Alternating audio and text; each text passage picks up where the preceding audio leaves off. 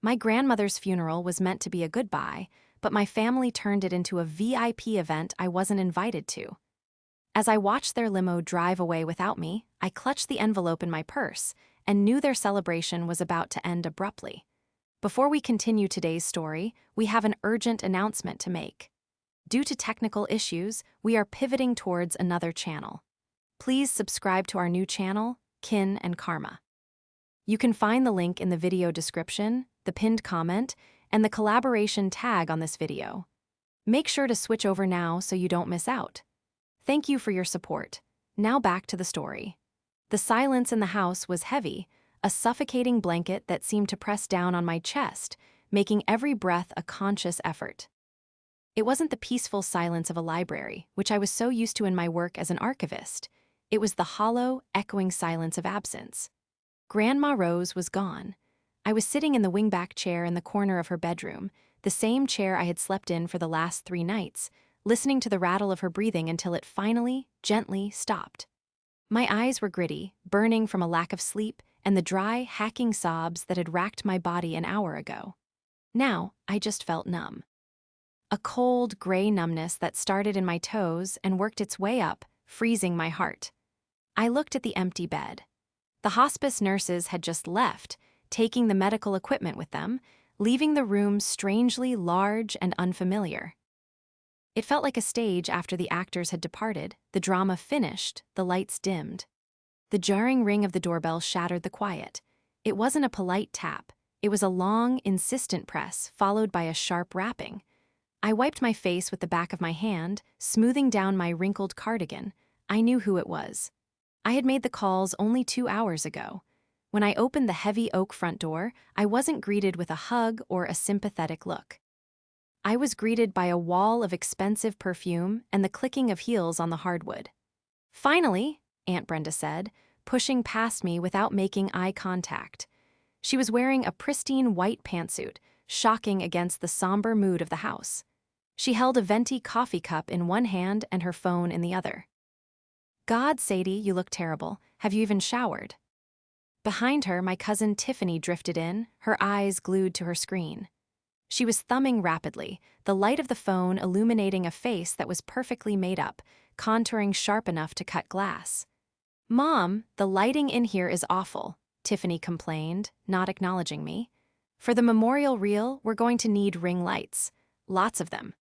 "We'll handle it," Brenda said, already marching toward the living room, her eyes scanning the antique furniture like she was appraising merchandise at an estate sale.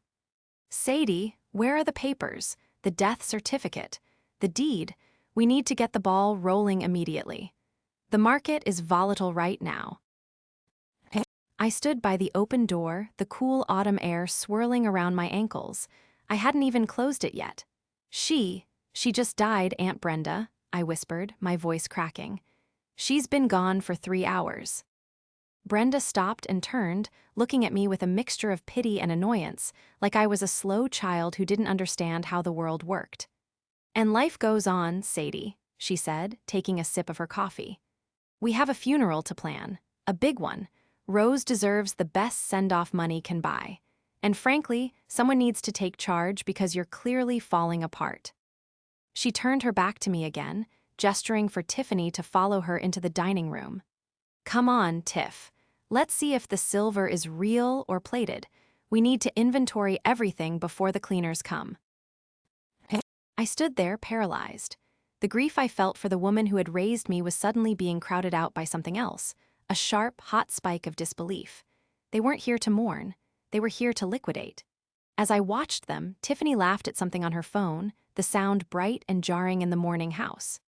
It was in that moment, watching them treat my grandmother's sanctuary like a garage sale, that I realized the betrayal wasn't just happening now. It had been planned for years. The emptiness of the house was suddenly filled with their greed, and the betrayal felt worse than the diagnosis itself. The next 3 days were a blur of motion that I was explicitly excluded from. Aunt Brenda and Tiffany moved into the guest suite, or rather, they took over the guest suite. Their luggage, designer bags bursting with clothes, lined the hallway. The house, usually smelling of lavender and old paper, now smelled of hairspray and takeout food. I was relegated to the background, a ghost in my own home. I tried to help with the arrangements, suggesting the small chapel Grandma loved or the local florist she had been friends with for 40 years. "Oh, honey, no," Brenda said, waving a manicured hand at me from across the kitchen island, which was covered in brochures for high-end event planners. "This isn't a church picnic. We're hiring Lux Farewells. They did the mayor's mother. We need prestige, Sadie." Rose was a woman of stature. "She was a librarian," I said quietly, stirring my tea. "She liked simple things." "She liked nice things," Tiffany corrected, not looking up from her iPad. She was scrolling through casket options. "Mom, look at this one, the royal mahogany. It has gold plating. It matches the vibe for the Instagram aesthetic." "Perfect," Brenda said. "Book it." I wasn't asked about the music. I wasn't asked about the eulogy. When I offered to speak, Brenda gave me a tight, sympathetic smile that didn't reach her eyes. "Sadie, you're too emotional. You'll just cry and make everyone uncomfortable. Tiffany is going to do the reading. She's very poised." The morning of the funeral arrived with a gray, weeping sky. I had dressed in my simple black dress, the one I wore to work events, and pinned Grandma's small pearl brooch to my collar.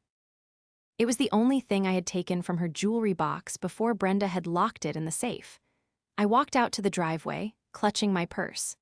A sleek, stretched black limousine sat idling in the driveway, looking like a shark in the gray light. It was enormous. Brenda and Tiffany were already outside.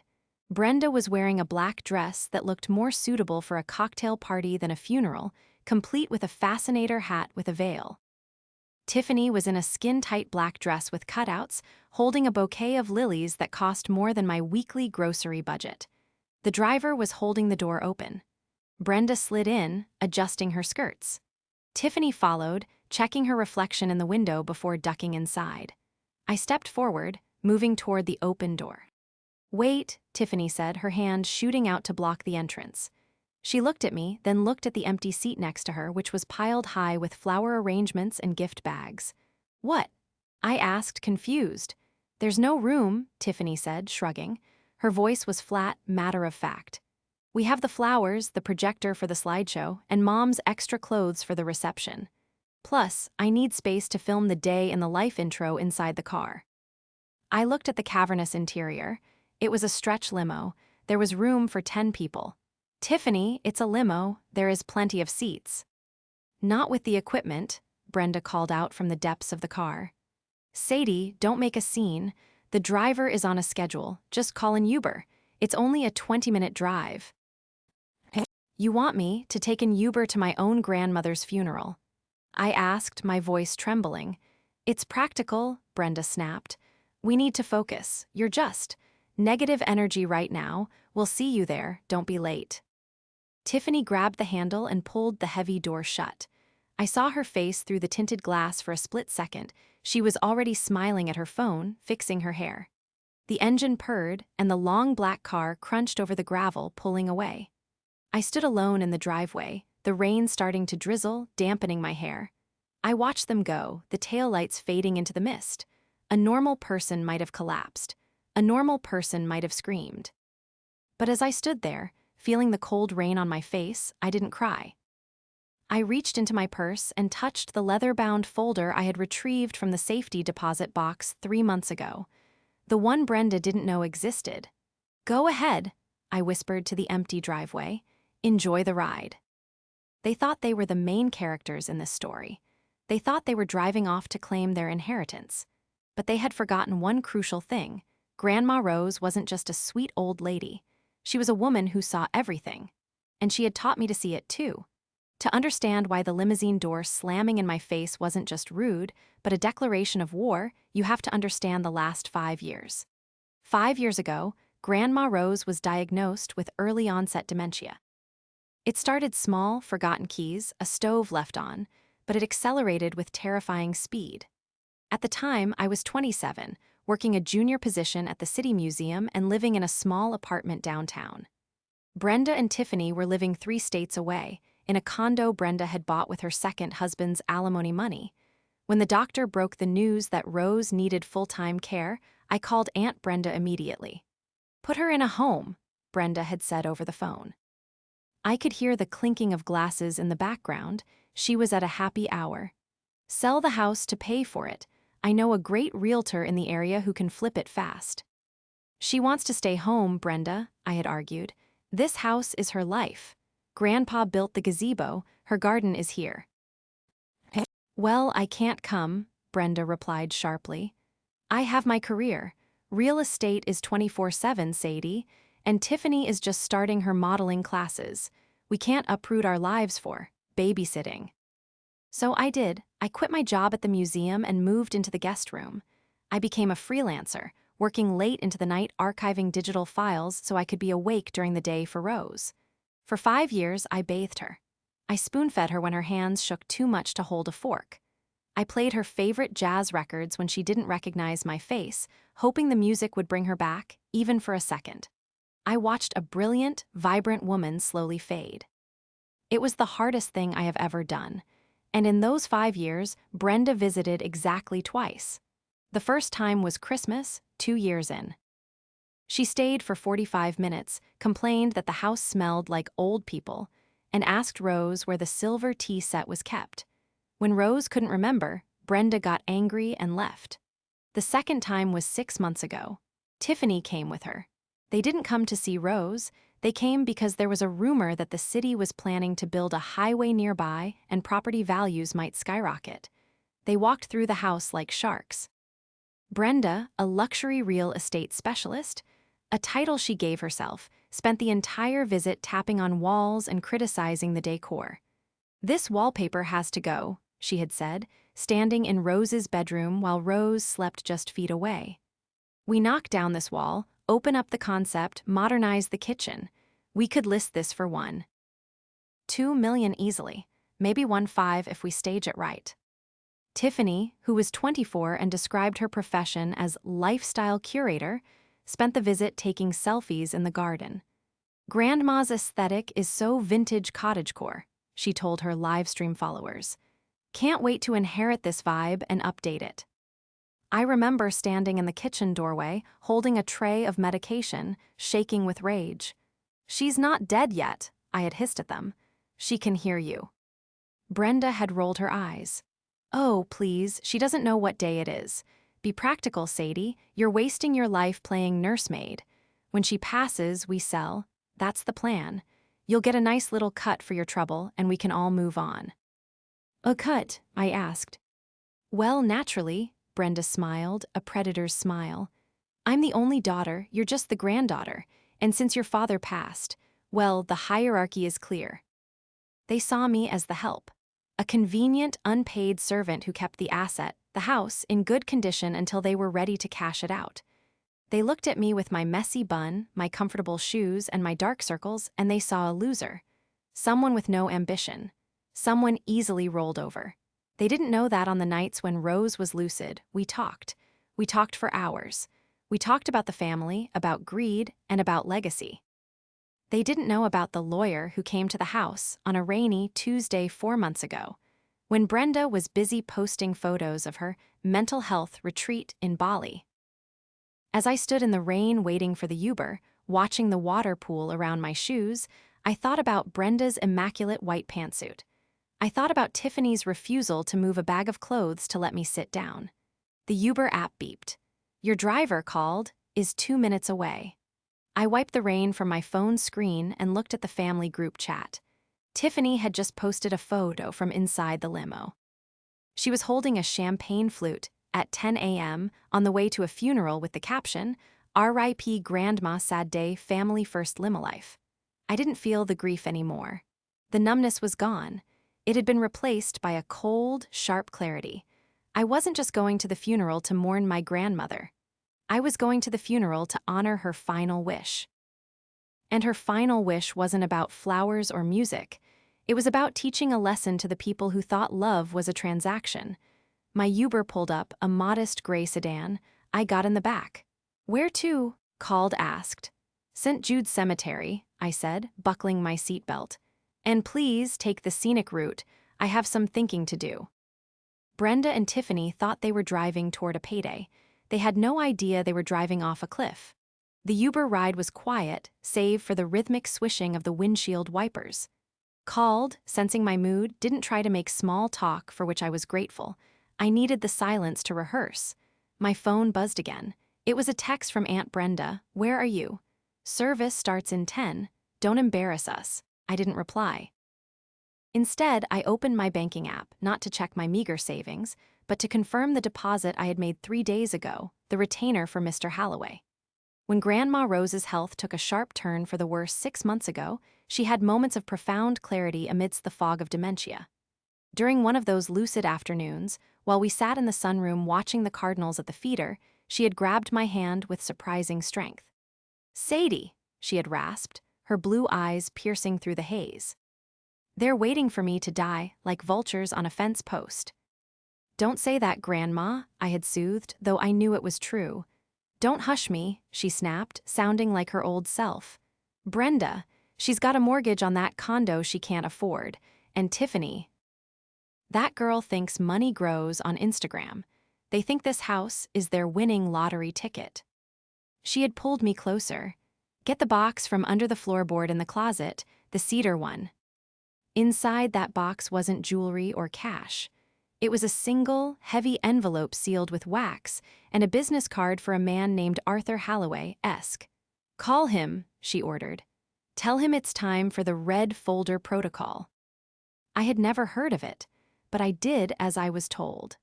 Mr. Halloway was an estate attorney who specialized in high-asset trusts and complex family litigation. He wasn't the friendly family lawyer who did wills for $500. He was the kind of lawyer you hired when you expected a war.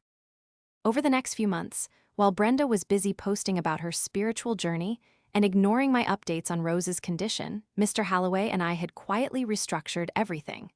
Now, sitting in the back of the Uber, I pulled up the email Mr. Halloway had sent me that morning. Attached was a PDF titled "The Rose Sterling Irrevocable Trust Final Execution Copy." I scrolled to page 4, paragraph 12. The trustee. My finger hovered over the name. Sadie Miller. Not Brenda, not a bank. Me. And then, page 7, distribution of assets. The house wasn't just a house. It was the primary asset of a trust that also held a significant portfolio of municipal bonds and blue-chip stocks Rose had inherited from her own father and quietly grown over 50 years. Brenda thought Rose was house-rich and cash-poor. She was wrong.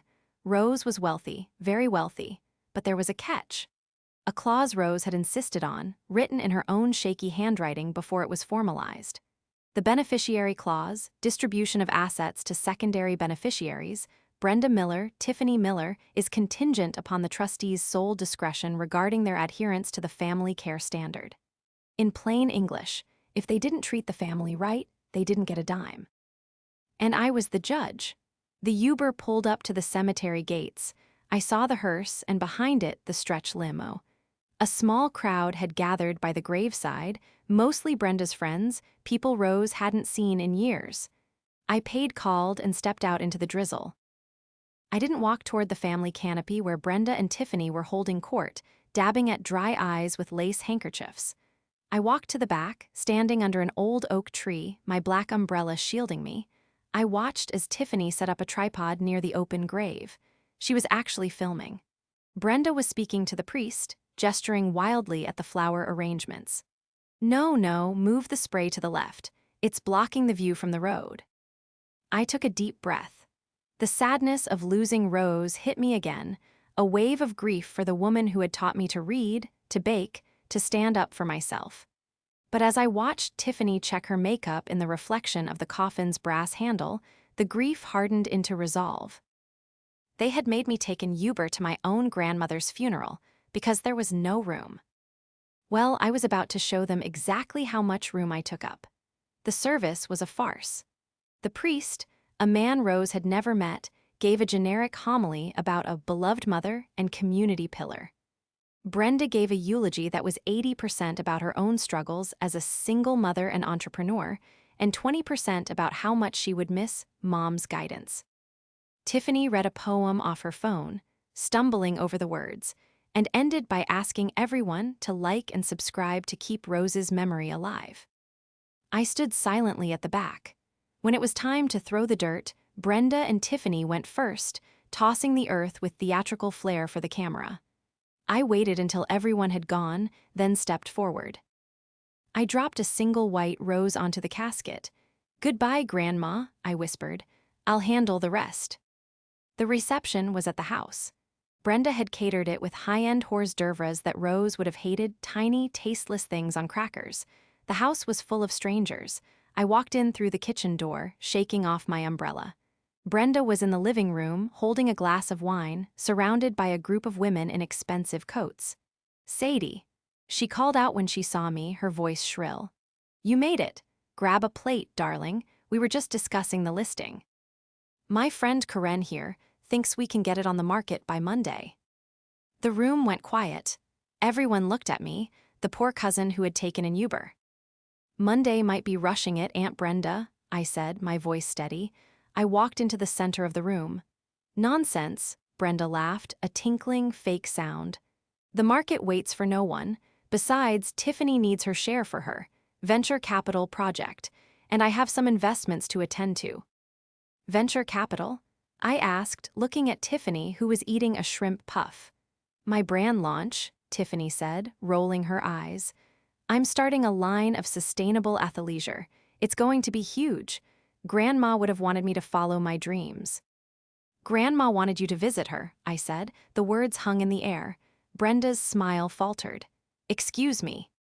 "She wanted you to visit, once. In 5 years," I said, louder this time. "But you were too busy. And now you're talking about selling her house before she's even cold." Brenda put her glass down on an antique coaster with a sharp clack. "Sadie, you are hysterical, you're grieving, and you're lashing out. I understand. It's hard when you don't have resources. But let the adults handle the business."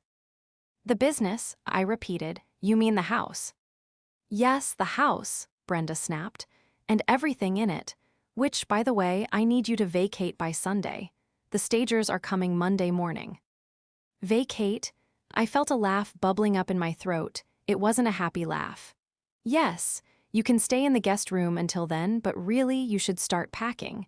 You have a lot of clutter." I reached into my bag and pulled out the large manila envelope I had brought from the safety deposit box. "Actually, Aunt Brenda," I said, opening the flap, "I don't think the stagers will be coming on Monday." "And why is that?" Brenda crossed her arms, looking bored. "Because," I said, sliding the document out, "you don't own the house."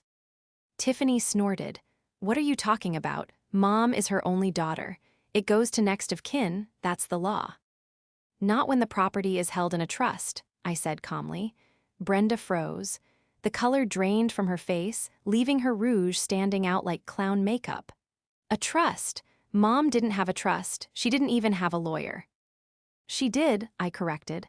"She had Mr. Holloway, and she signed this 3 months ago." I placed the document on the coffee table. The words "The Rose Sterling Irrevocable Trust" were visible in bold, black letters. "What is this?" Brenda hissed, snatching it up.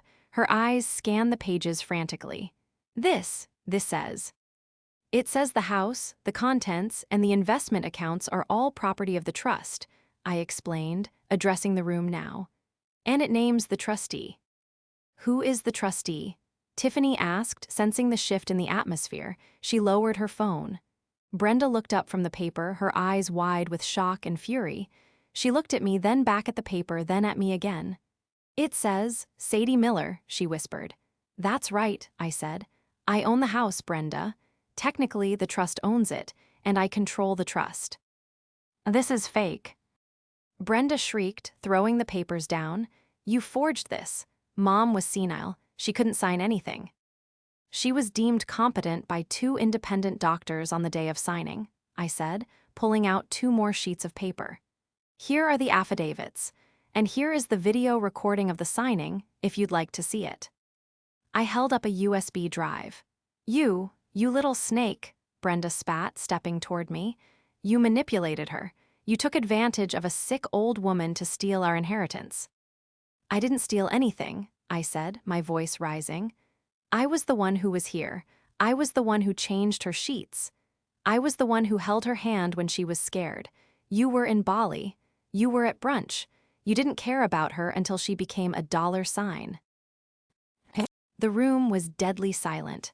The guests were exchanging uncomfortable glances. Some were inching toward the door. "Get out," Brenda screamed, pointing a trembling finger at the door. "Get out of my mother's house." "No, Brenda," I said, standing my ground. I felt a surge of power I had never felt before.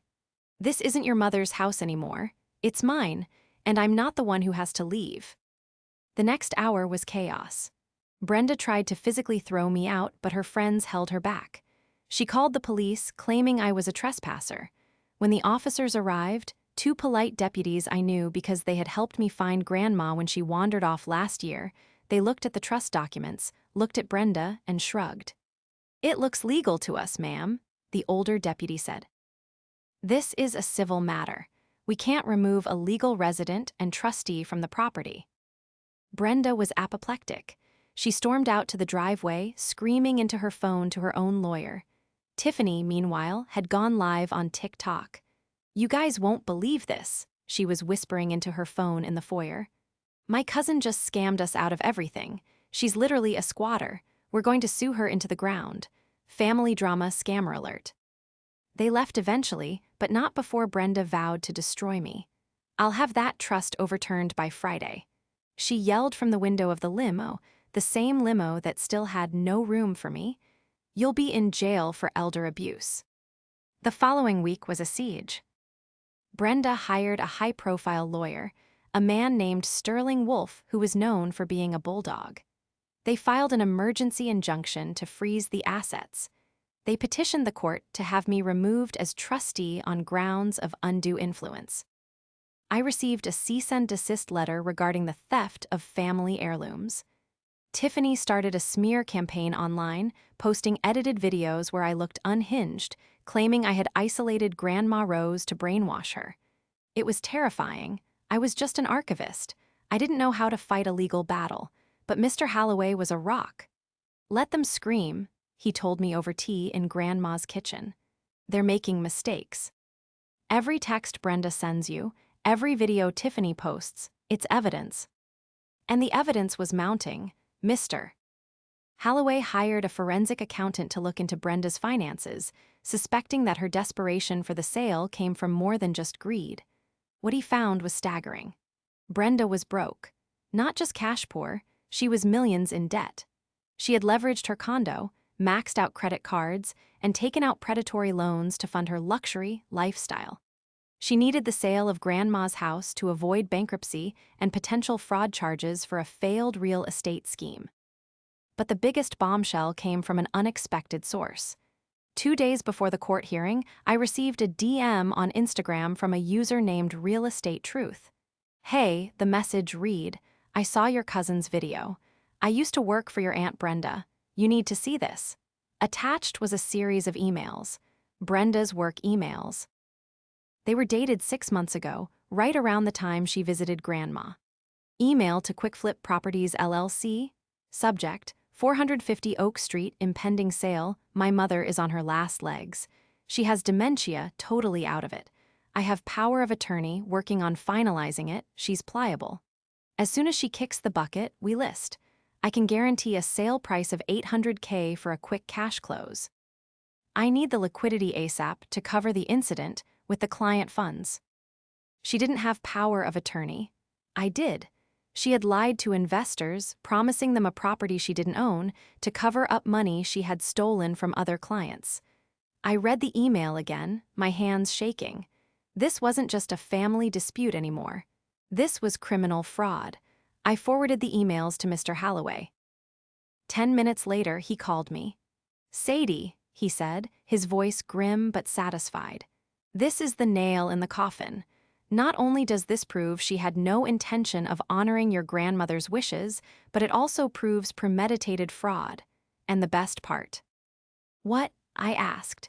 "She admits in writing that Rose was totally out of it 6 months ago, but our medical affidavits from 3 months ago, when she signed the trust, show she was lucid." Brenda's own lies about Rose's condition contradict her claim that Rose was too sick to sign the trust later. If she was pliable then, why didn't Brenda get the signature? Because Rose wasn't pliable. Brenda just assumed she would be. So we have her. We have her, Holloway said, but we're not just going to win in court. We're going to end this. The court date was set for Monday, but Brenda, arrogant as ever, had demanded a family mediation first, thinking she could bully me into a settlement. She wanted to meet at the house on Sunday. Let her come, I told Holloway. I want to see her face when she realizes she lost. Sunday arrived with a sky the color of bruised plums. The air was thick and humid, threatening a storm that perfectly matched the mood inside Grandma Rose's house. I sat at the head of the dining room table, Grandma's seat, flanked by Mr. Holloway and his associate, a sharp-eyed woman named Jessica. The doorbell rang at exactly 2:00 p.m. I didn't get up. Jessica went to answer it. Aunt Brenda swept in, bringing a gust of expensive perfume and nervous energy with her. She was dressed for battle in a charcoal power suit, her hair sprayed into a helmet of perfection. Tiffany trailed behind her, looking bored but tense, her phone in hand but remarkably silent. Following them was a man I assumed was Sterling Wolfe, Brenda's lawyer. He looked tired. Well, Brenda announced, dropping her oversized handbag onto the polished mahogany table without asking. Let's get this over with. I assume you're ready to be reasonable, Sadie. Mr. Holloway gestured to the empty chairs on the opposite side. Please sit.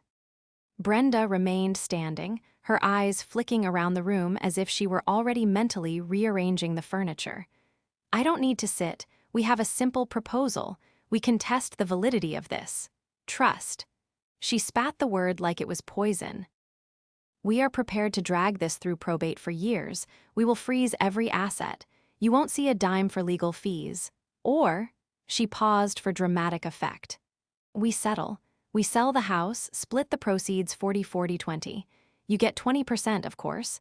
Generous, considering you're not a direct heir. And the contents? I asked quietly, my hands folded on the table. Sold at auction, Brenda said dismissively. Tiffany has a contact. We can clear this place out in a week. Mr. Wolfe cleared his throat. Ms. Miller, my client is offering a very fair settlement to avoid litigation, given the questionable circumstances of the trust's creation. Questionable? Mr. Holloway interrupted, his voice calm but steely. Mr. Wolfe, have you reviewed the medical affidavits? The video recording of the signing, the notary's sworn statement. Wolfe shifted uncomfortable. We have concerns about undue influence. Mrs. Sterling was vulnerable. Vulnerable to whom? I asked, finally looking Brenda in the eye. To the granddaughter who lived with her for 5 years, or to the daughter who was emailing investors about selling her mother's home before she was even dead. Brenda froze, her face went slack. What? I slid a single piece of paper across the table. It was a printout of the email from Real Estate Truth. Brenda picked it up. As she read, her face drained of color, turning a sickly gray. Her hands began to tremble. Where did you get this? She whispered. From a former employee of yours, I said. It seems not everyone appreciates your business practices, Aunt Brenda, especially when you use client funds for personal debts. Mr. Wolfe leaned over to read the paper. His eyes widened. He looked at Brenda, then back at the paper. He slowly closed his briefcase. Brenda, Wolfe said, his voice low and dangerous. Is this authentic? It's out of context. Brenda stammered, crumbling the paper. It was a hypothetical, a projection. A projection involving a property you didn't own and funds you weren't authorized to touch. Holloway asked, raising an eyebrow. Because that sounds like fraud, Ms. Miller. And if this email is admitted into evidence in probate court, which is public record, it might trigger an investigation by the Real Estate Commission. And possibly the district attorney. Tiffany looked up from her phone, her eyes wide. Mom, what is he talking about? What funds? Shut up, Tiffany. Brenda snapped, her composure shattering. She turned back to me, her eyes wild. You wouldn't ruin your own family. You ruined this family the moment you drove away in that limo. I said, standing up. You left me on the curb at my grandmother's funeral because there was no room. You treated her life like an inconvenience and her death like a payday. You don't get to talk about family. I picked up the trust document. The trust stands, Brenda. It's ironclad, and under the Family Care Standard Clause, I have made a decision. I looked at Tiffany, then at Brenda. The trust will not be distributing any cash assets to secondary beneficiaries at this time, I declared. The house will not be sold. It will remain in the family as a residence for myself and a potential future museum archive. And as for the investment portfolio, Brenda looked hopeful for a split second. It will be placed in a charitable remainder trust. The income will go to dementia research and elder care advocacy. You will receive nothing. Nothing, Brenda screeched. You can't do that. I have debts. I have investors. That sounds like a you problem, I said coldly. Maybe you should have made room in the limo. Brenda lunged across the table, her hand clawing for the papers. Mr. Wolf caught her arm, restraining her. Enough, Brenda, he barked. It's over. If this goes to court with that email, you're going to prison. We are leaving. Brenda sagged in his grip, sobbing. It wasn't a cry of sorrow. It was the wail of a child who had been told no for the first time. Tiffany stared at her mother in horror, then looked at me. For the first time, I saw fear in her eyes, the realization that the money tap was turned off forever. Sadie, Tiffany started, her voice trembling. I didn't mean. Goodbye, Tiffany, I said. Please see yourselves out, or I can call the deputies again. The aftermath was swift and brutal for Brenda. Mr. Wolf dropped her as a client the next day. The investors she had lied to filed a class action lawsuit within the month. She was forced to sell her condo and declare bankruptcy. Last I heard, she was living in a small apartment 2 towns over, working as a receptionist at a dental office. Tiffany's brand collapsed when she couldn't fund the launch. She moved in with a friend and, surprisingly, got a job at a coffee shop. I saw a post from her recently, no filters, just a picture of her latte art. She looked tired but real. As for me, I stayed in the house. I spent months cataloging Grandma's extensive collection of books and letters. The Rose Sterling Archive is now a small, private library open to researchers by appointment. I hired an assistant, a young history student named Leo, who reminds me of myself 5 years ago. The silence in the house isn't heavy anymore. It's peaceful. One rainy afternoon, 6 months after the funeral, I was sitting on the porch, watching the rain fall on the garden I had restored. The hydrangeas were blooming, heavy blue heads bowing in the wet. A car pulled up to the curb. It wasn't a limo, it was a beat-up sedan. Tiffany got out. She walked up the path slowly, no phone in sight. She stopped at the bottom of the steps. She looked different, less makeup, hair in a simple ponytail. Hi, she said, her voice small. Hi, I replied, not moving from my rocker. I brought these, she said, holding out a small, potted violet. Grandma liked them. She placed the pot on the bottom step. I'm sorry, Sadie, she said, looking down at her shoes. About everything. The limo, the funeral, we were awful. I looked at her. I saw the girl she used to be before Brenda's ambitions swallowed her whole. Why are you here, Tiffany? I asked gently. Mom is impossible, she admitted, a wry smile touching her lips. I just wanted to see the house, to see if you were okay. I'm okay, I said. We stood there for a long moment, the rain drumming on the porch roof. Can I see the garden? She asked hesitantly. I thought about the family care standard. It wasn't just about punishment, it was about behavior, it was about change. The back gate is open, I said. She nodded, tears welling in her eyes. Thank you. She walked around the side of the house. I watched her go, then picked up my tea. Grandma Rose was right. The house wasn't a lottery ticket, it was a home. And finally, after all the noise and the fighting, it felt like one again. I took a sip of tea, listening to the rain, and smiled. I didn't need a limo. I was exactly where I was supposed to be.